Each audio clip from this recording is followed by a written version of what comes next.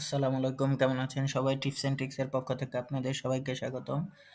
আজকে আমরা শিখব এক্সেলের ছোট্ট একটি কাজ কিন্তু খুব কার্যকরী। আমাদেরকে অনেক সময় ডাটা রোটেট করতে হয় ভার্টিক্যাল থেকে হরিজন্টালে, হরিজন্টাল থেকে ভার্টিক্যালে। এখন আমরা তখন চিন্তা করি যে কিভাবে করব?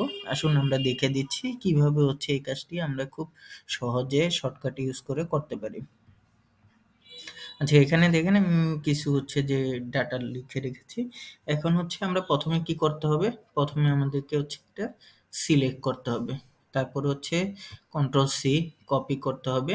কন্ট্রোল সি কপি করার পরে আমরা যেইখানে ডাটাটা আমরা যেখানে ট্রান্সপোজ করতে চাই, মানে যেখানে আমরা ডাটাটা করব, সেইটা সিলেক্ট করে নিয়ে তারপর আমরা কি করব?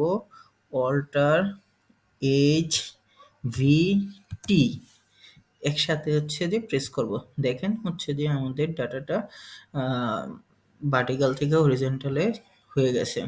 এটার তাহলে শর্টকাটটা আমি আপনাদের জন্য যে লিখে দিচ্ছি। আমরা অল্ট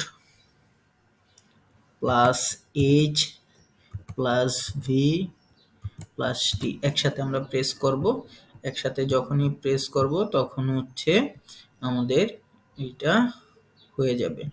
আশা করি এরকম ছোট ছোট টিপসের জন্য, ট্রিক্সের জন্য আমাদের সাথে থাকবেন।